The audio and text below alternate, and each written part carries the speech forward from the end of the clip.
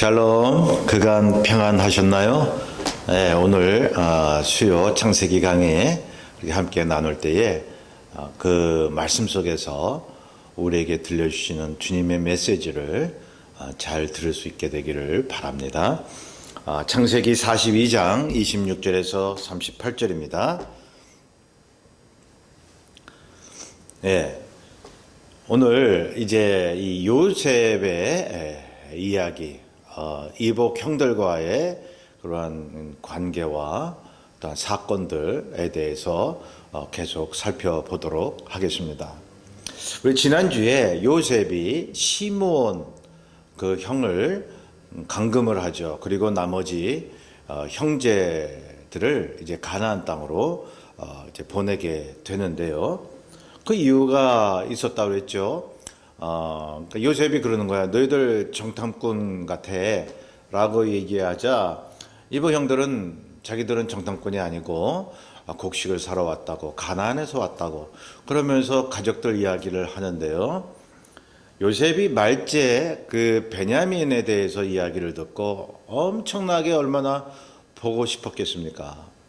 그래서 너의 말째를 데려와라 하면서 시므온을 이제 감금을 한 것이죠. 그것은 뭐 정말 정탐꾼이라고 생각해서 그런 것이 아니죠. 그 자기 이복 형들로 하여금 급히 그 베냐민을 데려오게 하기 위함이었던 것입니다. 자, 27절부터 보면 요셉의 형들이 가나안으로 가는 도중에 여관에서 머물러 이제 그 나귀에게 먹이를 주려고 자루포대를 열어보니까 거기에 돈이 쏟아져 나왔다는 것이죠. 그것은 요셉이 이 이복 형들에게 곡식에 대한 값을 받지 않고 그들에게 돌려 보냈던 것입니다. 요셉이 부하들을 시켜서 이렇게 돈을 돌려준 것을 이 사람들은 모르고 있죠. 그래서 28절에 보면 자, 요셉의 형들이 생각할 때 참으로 일이 점점 꼬이는 그러한 마음이 들었다는 것입니다. 자기 형제 시므온이 지금 갇혀 있지, 또 애굽의 총리라는 사람은 자기들을 정탐꾼으로 이제 오해하고 있지, 또 베냐민을 데려오라고 하고 있지. 자, 이렇게 돌아가는 도중에 자료에 보니까 이 생각지도 않은 이 돈이 들어있다는 것이죠. 그래서 그것이 어떤 횡재가 아니라 불길한 예감으로 받아들였다는 것입니다. 우리가 왜 이렇게 자꾸 꼬이냐? 우리가 오해받을 그러한 행동들을 우리가 지금 하고 있지 않느냐? 우리가 지금 돈을 훔친 것도 아닌데 돈이 들어있다니 억울한 누명을 쓰고 다시 붙잡힐까봐 그들은 혼이 나서 떨며 뭐라고 얘기합니까? 하나님이 어찌하여 이런 일을 우리에게 행하셨느냐. 이들도 하나님에 대한 신앙은 있어서 모든 일이 하나님께서 하심을 믿고 있는 것입니다. 이해하지 못할 일들이 우리 주변에 생긴다면 자꾸 일이 꼬이고 말이죠. 자꾸 불길한 그러한 일들이 일어나고 라고 한다면 참새 한 마리도 하나님의 허락 없이는 떨어지는 법이 없다고 말씀하셨는데 여러분, 주님께서 그러한 일들을 내게 왜 주셨는가를 생각할 줄 알아야 하는 것입니다. 그래서 그 원인을 생각하세요. 그 원인을. 내가 뭘 잘못해서 그런가? 어떤 일이 이게 출발이 돼서 이렇게 여기까지 왔느냐? 곰곰이 생각을 해봐야 되겠죠. 자신에 대해서 생각을 해봐야 되겠죠. 그리고 하나님의 말씀을 들을 수 있어야 하는 것입니다. 주님, 나에게 왜 이러한 일이 생겼습니까? 라고요. 언제나 하나님 앞에 퀘스천 던지는 것밖에는 없잖아요. 우리가 하나님의 일을, 하나님의 생각을 다 합니까? 모르는 게 더 많잖아요. 그럼 늘 하나님 앞에 질문을 던져야 하는 거예요. 하나님 앞에 늘 질문을 던지고 하나님 앞에 늘 의구심을 갖고 주님의 때를 기다리는, 주님께서 말씀하실 때까지 기다리는 그러한 믿음이 우리에게 필요한 것입니다. 자, 그래서 오늘 여기 본문 보면 하나님의 사건을 만들기 위해서 복선을 까시는 것입니다. 예, 29절에 보면 요셉 형들이 아버지 야곱에게 이제 다 고하죠. 예, 이제 가나안 땅에 가서 야곱에게 다 얘기를 하는 것입니다. 그래서 요셉과 말한 내용을 이 반복해서 얘기를 하죠. 30절에서 35절. 뭐 애굽의 총리가 자기들을 정탐꾼으로 그렇게 막 몰아가는데 집안 얘기를 하니까 말제를 데려오라고 그래서 참 이렇게 난감합니다라고요. 참 36절에 보면 이 얘기를 듣고 야곱이 한탄하죠. 예? 과거에 요셉도 잃었어요. 시므온도 애굽에 갇혀 있어요. 베냐민까지 애굽에 가게 하면 베냐민도 정탐꾼으로 몰려서 죽을 수도 있는데 야곱이 너무너무 한탄을 하는 거예요.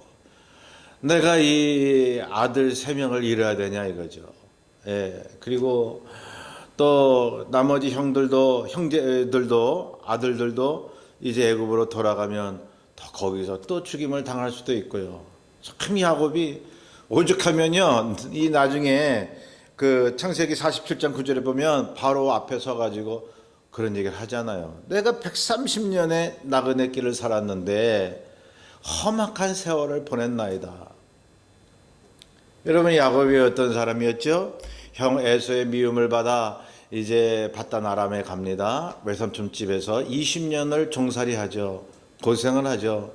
그러나 하나님께서 이제 가족의 복, 재산의 복을 주시죠. 그리고 다시 돌아옵니다. 형 에서의 마음을 돌리게 하시고 이 정착하게 만드시는 것이죠. 그런데 자, 요셉을 잃어버리고 또 이런 상황이 왔다는 것입니다. 참, 이 야곱이 제일 사랑했던 여인이 라헬이었죠. 예, 라헬. 그 라헬이 낳은 두 아들이 요셉과 베냐민이었던 것입니다.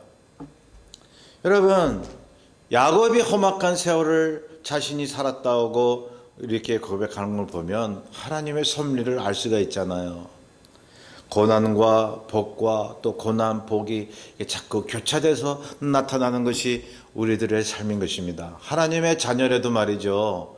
예, 고난이 오는 거예요. 고난이 와서 이제 우리가 때로는 힘들지만 그 고난이 바로 복을 주는 그러한 복선이 될 수 있단 말이죠. 하나님의 약속이 있었으면 성취 사이에 이 시험이 있고 괴리가 있다는 것이죠. 그 괴리, 그 과정을 우리는 믿음으로 잘 이겨야 하는 것입니다. 그것이 믿음인 것입니다. 하나님이 원하시는 신앙인 것입니다. 자, 야곱의 아들들을 통해서 약속이 이루어질 걸 야곱은 믿었습니다. 그런데 이 자식들이 막 죽어나가는 그러한 상황을 생각하는 거죠. 하나님이 이럴 수가 있을까 말이죠.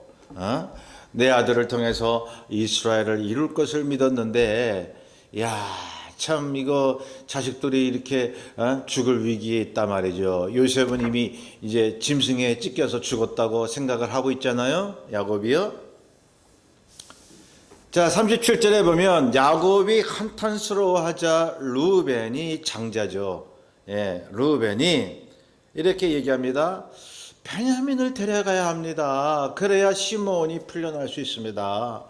그렇지만 야곱이 쉽게 허락을 못하는 거예요. 예, 르우벤이 그 얘기까지 하죠. 만약에 가서 시몬이나 베냐민을 다시 못 데려오면 내 두 아들을 죽여도 좋습니다. 예. 근데 이거 말도 안 되는 소리죠. 야곱이 자기 손주를 죽일 마음이 있나요? 예, 너 그러면 네 아들 죽여도 되지? 그러면 베냐민 데려가. 이런 할아버지가 어디 있습니까? 이런 아버지가 어디 있습니까? 예? 다 손주도 아들이에요. 예, 똑같은 혈육인데 말이죠. 르우벤의 어떤 말도 야곱의 귀에는 들어오지 않았던 것입니다. 자, 어떻게 할 수 없는 상황이죠. 이럴 때 그냥 그 상황대로 따라가야 돼요. 고집을 필 것이 아니라. 왜? 하나님이 주신 시험이기 때문에 그런 거예요. 성도 여러분, 우리가 고난이 오고 예를 들면 이제 병이 왔다 이것입니다. 그러면 병의 치료를 위해서 기도해야 되잖아요. 그러면 어떤 때는 좀처럼 낫지 않는다는 거죠. 그래도 계속 기도해 봐야죠.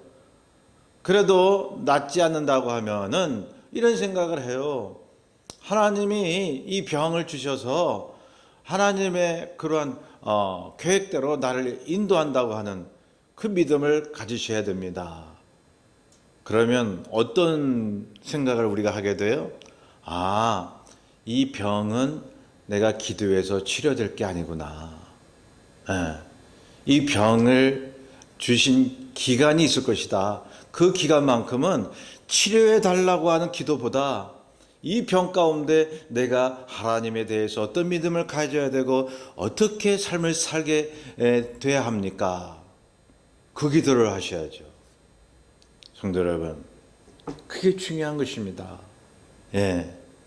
여러분, 하나님께서 우리의 기도를 응답하시더라도 그 응답하신 그 삶에서 내가 어떤 믿음 생활을 해야 되느냐, 그걸 먼저 또한 생각해야 됩니다. 여러분, 기도해서 응답받고 내 뜻대로 내가 하나님 앞에 애걸복걸해서 하나님이 나에게 복을 주셨다? 단지 그러한 하나님이십니까? 우리가 주님을 믿는 신앙이 다른 종교하고 그냥 다를 바가 없는 그러한 우리의 믿음입니까? 아니죠. 하나님과 우리와의 관계는 인격적인 관계인 것입니다. 그래서요, 여기 나오는 대로 야곱은 이러한 시험을 주신 것이 과연 무엇을 말씀하시는 것일까? 그걸 생각할 줄 알아야 되는 거죠. 그래서 베냐민을 아끼는 마음은 우리가 이해하지만 베냐민을 보내야죠. 그런 상황에서. 왜? 애굽에 시므온이 있잖아요. 또 앞으로 곡식 떨어지면 곡식을 또 살아가야 되잖아요. 그 애굽 총리, 이 사람들은 이제 요셉이라는 걸 모르죠, 아직. 근데 애굽의 총리가 어떻게 자기 자식들을 대할지는 하나님 앞에 맡기셔야죠. 근데 바로 이제 다음 장부터 보면 곡식이 떨어지니까 할 수 없이 이제 애굽으로 다시 곡식을 사러 가게 하죠. 그때 베냐민을 데려가게 하는 것입니다. 결국은 하나님의 순리대로 그렇게 하고 있는 것입니다. 자, 38절에 보면 베냐민의 형 요셉도 죽고 친동생만 남았다고 그렇게 야곱이 한스럽게 얘기를 하면서 베냐민 데려가면 나는 죽은 목숨이다. 수월로 내려가게 하는 거다. 라고 이제 끝까지 얘기를 하지 않습니까? 나중엔 보내게 되지만 여러분, 수월이라는 말은 히브리어로 보이지 않는 세계인 것입니다. 이 말은 죽음을 이야기하는 것입니다. 때로는 이 음부의 세계를 얘기하는 것입니다. 얼마나 이 야곱이 고통스러웠으면 말이죠. 베냐민은 차마 애굽으로 보낼 수가 없었던 것입니다. 그러니 여러분, 데려가야 된다고 생각을 하면 자기는 이 죽은 것과 같다는 것이죠. 자, 거듭 말씀드립니다. 우리가 삶을 사는 동안 어쩔 수 없게 만드시는 하나님, 그때 우리는 납작 하나님 앞에, 주님 앞에 무릎을 꿇고 주님의 음성을 들을 수 있도록 모든 것을 내려놔야 합니다. 죄를 자복해야 합니다. 우리의 연약함을 고백해야 합니다. 예수 그리스도의 그 능력을 구해야 합니다. 나는 아무것도 할 수 없고 오직 성령님만이 할 수 있음을 늘 말씀하고 고백해야 합니다. 여러분, 그러면 어쩔 수 없는, 어떻게 해야 좋을지 모르는 상황에서 말이죠, 하나님께서 인도하시는 거예요. 예, 자기를 부인할 때 하나님이 나를 높여주시는 거예요. 나의 문제를 해결해 주시는 것입니다. 그리스도 안에서 자신감을 주는 것입니다. 세상을 이길 수 있는 그 자신감. 세상 사람들, 믿지 않는 사람들 아무것도 아닙니다. 하나님 앞에. 예. 그 당시 애굽의 그 국력은 막강하잖아요. 예. 근데 그 애굽을 좌지우지하는 그 사람이 하나님이 세우신 요셉이었던 것입니다. 성도 여러분, 하나님이 하시는 것입니다. 세상을 두려워하지 마십시오. 사람을 두려워하지 마십시오. 자기가 처한 열악한 환경, 어떻게 해야 좋을지 모르는 그러한 아주 근심 어린 환경을 두려워하지 마십시오. 하나님의 순리대로 믿음으로 삶을 살면 되는 것입니다. 하나님이 책임져 주시는 것입니다. 그 믿음으로 남은 한 주간도 승리하시기를 주의 이름으로 축원합니다. 기도하겠습니다. 사랑에 만드신 우리 주님, 이제 서서히 가을 날씨로 접어드는 이때에 주님, 자연을 보면서 하나님의 계획대로 정하신 대로 자연이 하나님 앞에 순종하는 것을 배우게 해 주시옵소서. 오로지 우리의 인생길 속에서 할 일은 주님 앞에 순복하고 어떤 환경 속에서도 하나님 앞에 맡기는 그러한 신앙의 삶이 오니 주여 그 신앙을 가질 수 있도록 저희를 도와주옵소서. 감사하며 예수님의 이름으로 기도하옵나이다. 아멘. 예, 이번 남은 주간도 늘 주님 앞에 맡기며 마음의 평안을 유지하시며 살게 되시기를 간절히 소원합니다. 감사합니다.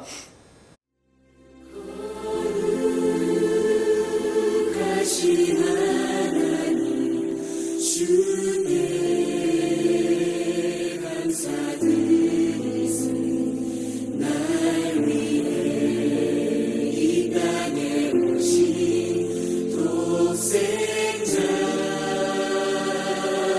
예수